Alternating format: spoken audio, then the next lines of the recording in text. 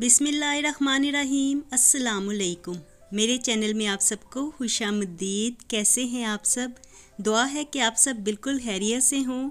आज मैं आपके साथ बहुत ही खुश रंग, बहुत ही मज़ेदार और ज़बरदस्त सी रेसिपी को शेयर करने लगी हूँ।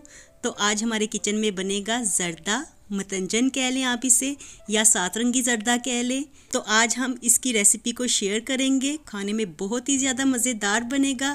तो चलिए बिना टाइम वेस्ट किए रेसिपी बनाना शुरू करते हैं। ज़र्दा बनाने के लिए सबसे पहले हम चावल बॉईल कर लेते हैं। तो ये आधा किलो ज़र्दे की रेसिपी मैं आपको बता रही हूँ। तो इसके लिए मैंने पानी को बॉईल होने के लिए रखा हुआ है। खुशबू के लिए इसमें दालचीनी डाल लेंगे, एक बादियान का फूल, 2 लौंग और 3-4 छोटी इलायची डाल देंगे।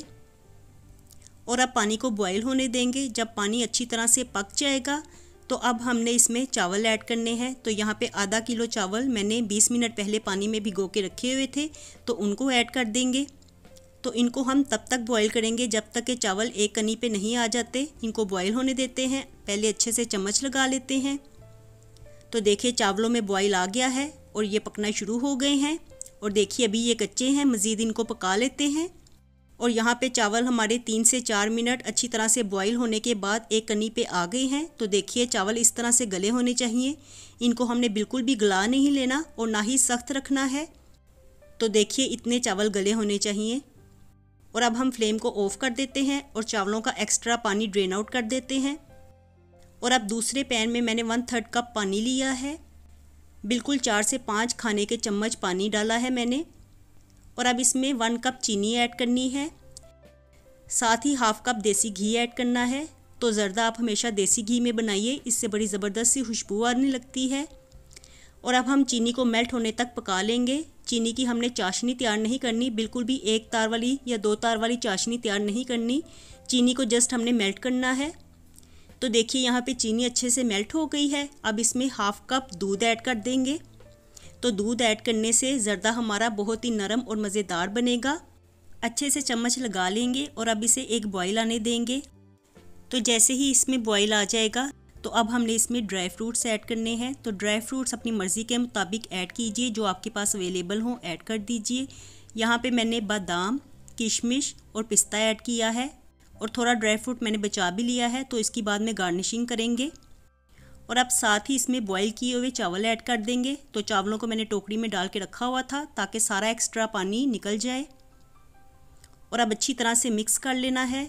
तो 1 से 2 मिनट आपने खूब अच्छी तरह से नरम हाथों के साथ मिक्सिंग करनी है, क्योंकि चावल इस वक्त गले हुए हैं। तो अगर हम सख्त हाथों से और जल्दी जल्दी में चावल मिक्स करेंगे तो इस तरह चावल टूट भी सकते हैं। तो इसलिए नरम हाथों से आराम आराम से चावलों को पलटते रहिए ताकि चीनी वाला मिक्सचर सारे चावलों में मिक्स हो जाए। और देखिए यहाँ पे मैंने चावलों को अच्छे से मिक्स कर लिया है। तो अब इसे ढक के तब तक पका लेंगे जब तक कि चीनी का पानी खुश्क नहीं हो जाता। और यहाँ पे सारा पानी खुश्क हो गया था, लेकिन चावल हल्के हल्के गीले हैं। तो इस तरह से हल्के हल्के गीले चावलों को ही हमने दम पे रखना है। तो एक दफ़ा अच्छे से चम्मच लगा लेंगे और चावलों को पलट लेंगे। और अब हम इसमें मुरब्बा अशरफियाँ ऐड करेंगे। तो ये वही टूटी फ्रूटी है जिसको मैंने कुछ दिन पहले बनाया था और इसकी रेसिपी मेरे चैनल पे है, तो आप इसे देख सकते हैं।